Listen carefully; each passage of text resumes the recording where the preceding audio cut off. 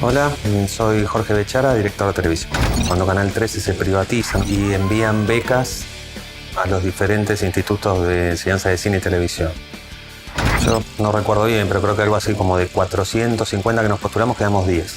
Era una pasantía de 4 meses, un mes en cada área, con opción a quedarse a trabajar o seguir cada uno su ruta, que fue lo que yo hice, la segunda opción.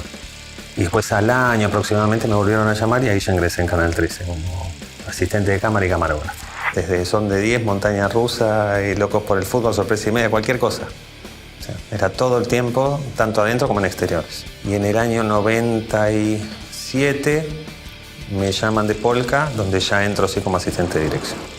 En realidad yo en Polka trabajaba como asistente de dirección, pero aproximadamente de 3 a 4 meses por programa uno tenía que dirigir porque nos íbamos rotando de programa o se iban avanzando los nuevos programas. Así empecé con los primeros, fueron Verdad Consecuencia, Carola Cassini. Bueno, en esa época eran solo unitarios. Gasolero fue la primera tira que se hizo en Polka. La industria de la televisión hoy día yo creo que está formando parte de ese cambio. Yo creo que de acá a los próximos 5 años, digamos, no te lo puedo decir con seguridad, pero digo, todo va a tener que formar parte de un mismo medio, va a tener que salir por un mismo canal. Hoy día lo que es streaming, por ejemplo, on demand y ese tipo de cosas, la elección automática de la gente. Así que no sé el tema de los canales de aire cómo va a seguir funcionando, pero digo, todo se está tendiendo a monopolizar. Si tomamos como ejemplo el modelo americano, casi todos los grandes talentos del cine se han pasado a la televisión. Yo creo que la demanda es tan grande que en ese aspecto, digamos, todavía faltan cubrir como demasiadas zonas. Bueno, el tema de la competencia entre los canales es muy claro, quizás un poco más feroz que alguna década atrás, pero yo creo que no, también se está apuntando a mejor calidad en cada producto. Te hablo de ficción. Lo que solía ser tiras diarias tenía una suerte de formato, se hacían una especie de factura que ahora ya se ha mejorado bastante, se está fusionando con lo que antes era el unitario, que hoy día ya cada vez existen menos. Yo creo que también se está tratando como de inventar ese nuevo lenguaje, de promediar, mantener esa calidad, pero a su vez tratar de dar programas diarios a la gente, que creo que es lo que nos le rinde a los canales hoy día, económicamente.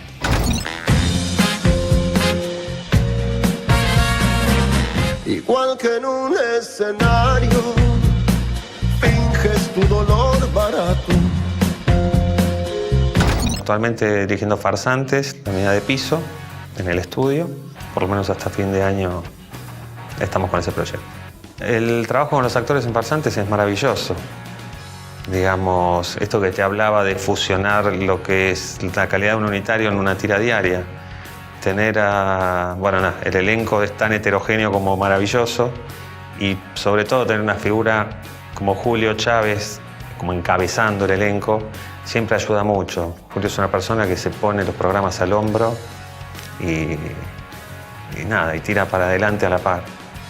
Yo en general mi sistema es, en los armados previos de algunas de las escenas ya voy trabajando por adelantado las que siguen. Si no, la jornada te la devora. Como espectador en cine miro bastante, me gustan mucho los thrillers, me gusta el suspenso, me gusta el policial. En general me gustan mucho las películas que pueden promediar, narrar buenos personajes y dar algo más de lo posible que acción o suspenso. Me gusta bastante ese tipo de género. Como director me gusta mucho ese género. Por ejemplo, en el 2007 fue que hicimos la remake de El hombre que volvió de la muerte, que era un programa que me divertía muchísimo hacer.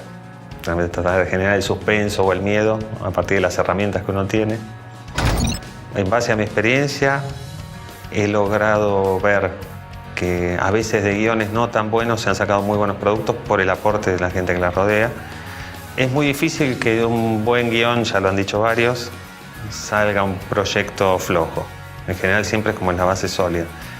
Pero a diferencia de lo que creía cuando empecé esta carrera en los guiones de hierro, no, creo que el aporte constante y la mejora constante hasta que el espectador lo ve en la pantalla es lo que funciona.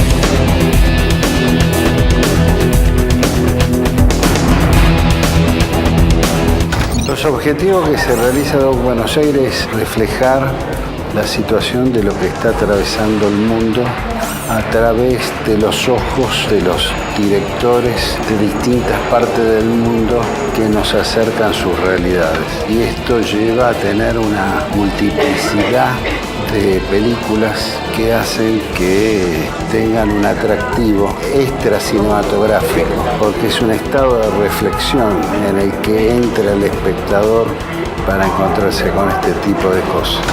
Yo no hablo de género, hablo de cine. Ya el documental y la ficción son líneas que se cruzan y se confunden, entonces tenemos que hablar de cine. Lamentablemente se sigue diciendo documental, ficción.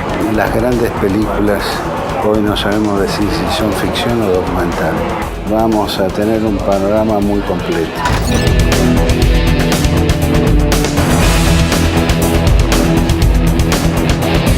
Filmé en el 2009 y fue algo así que se presentó en forma espontánea. Inicié la primera parte en el año 2009. En el 2010 le hice la entrevista a Luis y después que tuve la entrevista con él, le hice al resto de los integrantes de Pescado Rabioso. Después sucedió lo que sucedió con Luis y ahí entré como una duda qué hacía, cómo la terminaba, si cambiaba o si respetaba todo eso que yo había hecho en ese momento y por suerte elegí eso, o sea que esto está como en un presente del 2009 y las entrevistas en el 2010.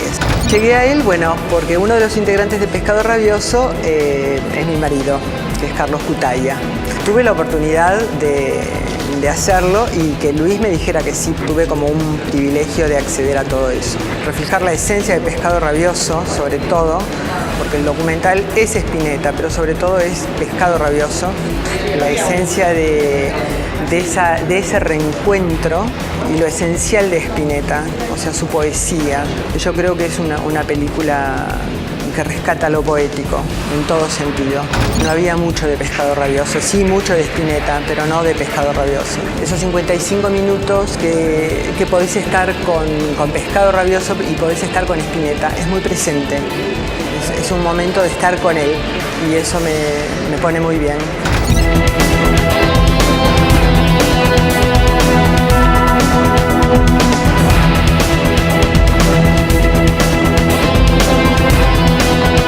El estreno mundial fue en el Festival de Vancouver en agosto, así que bueno, es el estreno en Argentina y para mí poder estrenarlo en el Doc Buenos Aires tiene un valor intrínseco fundamental. Un estreno siempre es volver a encontrarse con todos los afectos. Finalmente es como un nacimiento, uno está finalmente presentando en sociedad algo que vio crecer y que le llevó muchos años concebirse, así que estoy muy feliz.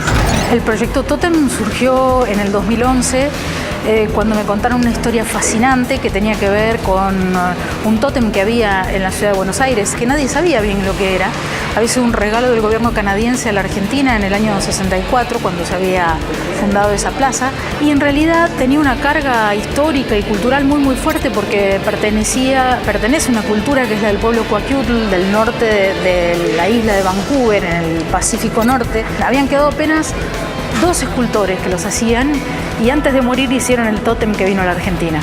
Ese tótem estuvo allí durante casi 50 años, hasta que en el 2008 comenzó levemente a inclinarse, razón por la cual el gobierno de la ciudad decidió cortarlo y talarlo. La única gracia de un tótem es que es un árbol de una sola pieza. En la medida en que fue cortado en tantas partes ya no tiene sentido. Pero bueno, al menos esto sirvió para que, frente al conflicto diplomático que habían generado, se tratara de localizar un artista en ese mismo lugar de donde venía el tótem original y dieron con el hijo y nieto de los artistas que habían hecho el tótem del 64. Ese artista se llama Stan Hunt y yo viajé a ese encuentro para poder justamente hacer un poco el proceso de registro de todo lo que era talar el árbol, la celebración que hace la comunidad. La película arranca justamente y tiene también como base de conflicto todas las grandes dificultades que se fueron suscitando frente a este nuevo periodo.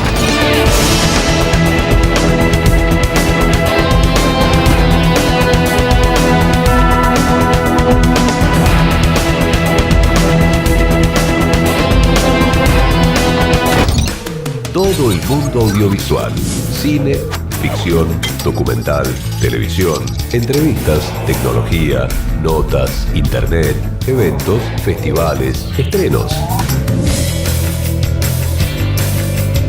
Todo lo que querés saber del cine argentino y de todo el mundo está acá.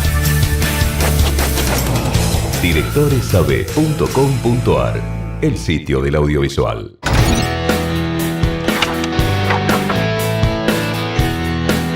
Hola, mi nombre es David Bisbano, soy el director de Rodencia y El diente de la princesa.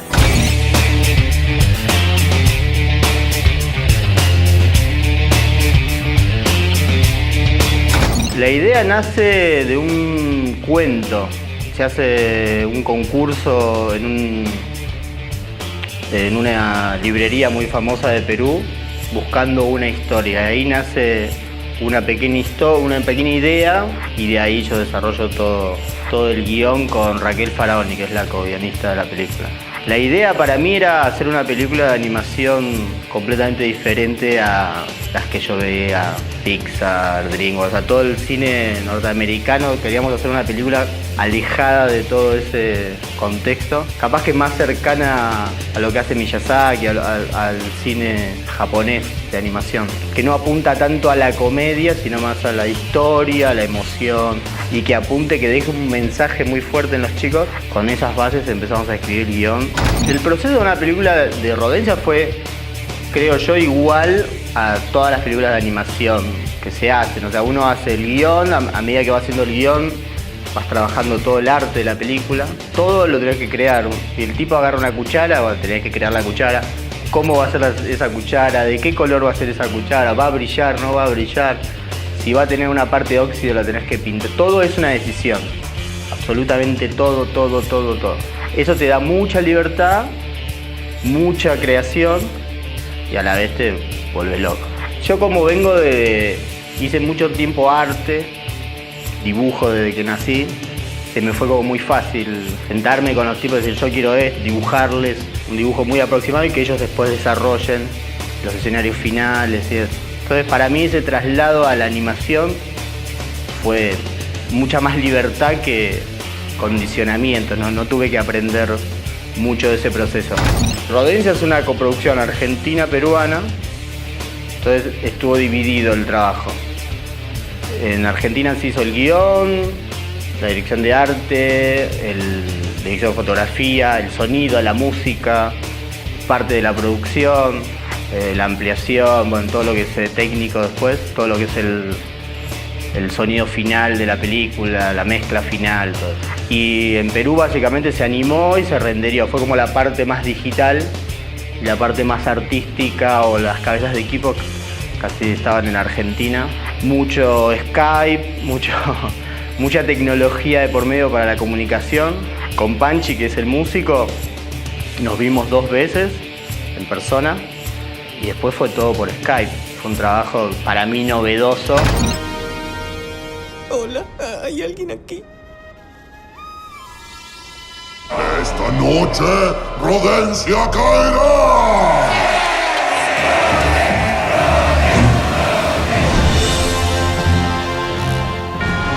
Las ratas están por invadir Rodencia. En 3 días estarán aquí. ¡Ratas! ¡Ataquen!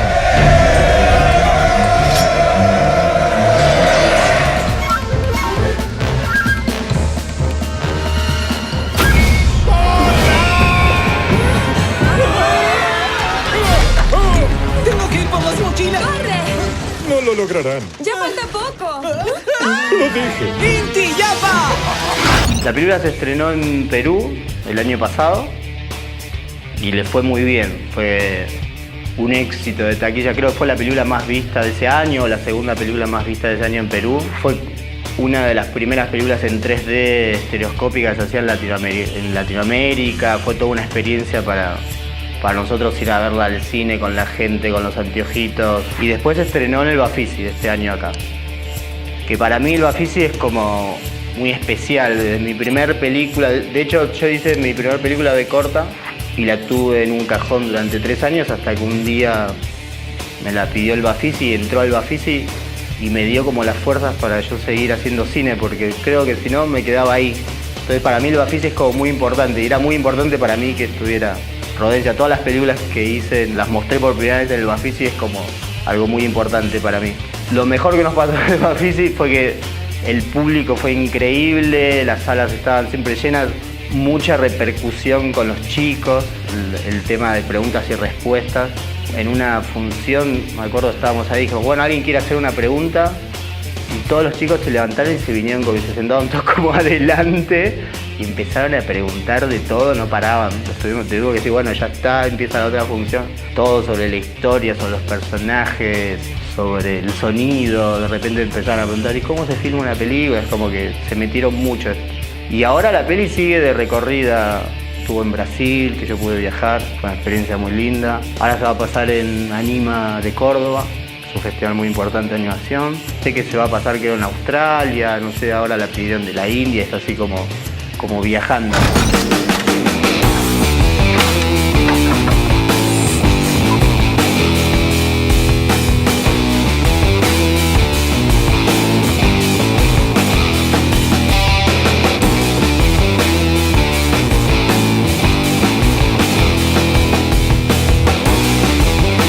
Estamos en el stand de Dexel mostrando las últimas novedades. Estos son los paneles de LED, los últimos modelos. La temperatura color es variable entre los 3200 a los 5600 grados Kelvin. Tiene entrada y salida de MX para manejarse vía consola en el caso de que sea estudio, o si no manualmente en el caso de que sea una locación. También tiene una opción que es para el uso con batería, o sea, es la opción a 220 volts o si no con batería. Y también lo último en la tecnología, que son Fresneles con LED. Este Fresnel es de 60 watts, de una temperatura color de 6000 grados Kelvin, dimerizable manual y dimerizable vía DMX, con viseras de recorte de 4 hojas, provisto también de portafiltro, en el caso que lo queramos cambiar a temperatura color 3200 grados, con un filtro CTO para estudio de televisión, en locaciones y también en exteriores.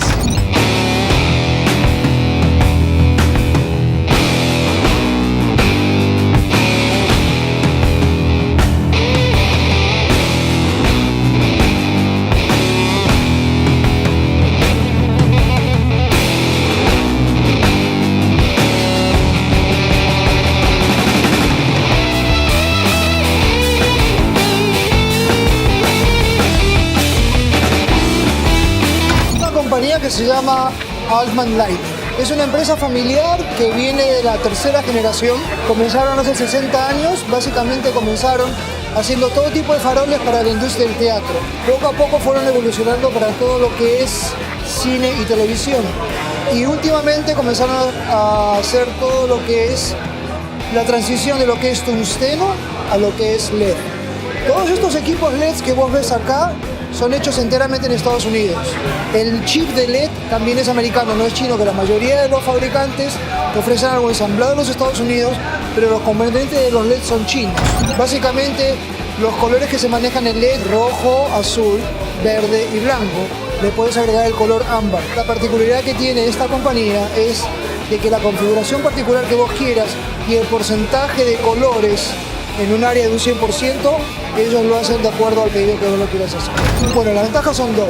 Número uno, que es la más importante, es el consumo de electricidad. Un farol de 100 watts es equivalente a un farol de tungsteno de 650 watts a 1000 watts. O sea que el consumo de potencia ahí nomás ya te está dando una diferencia.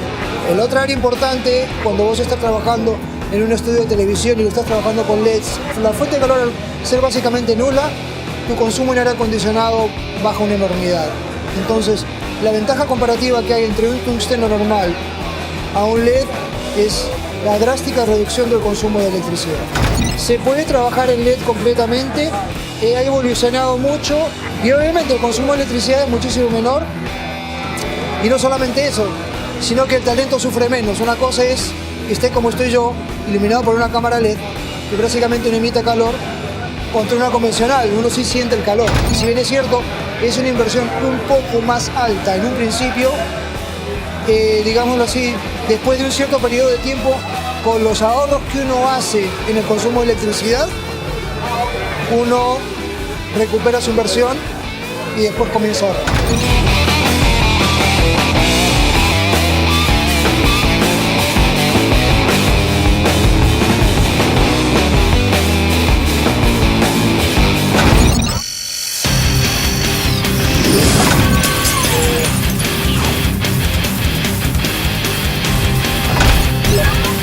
Argentina.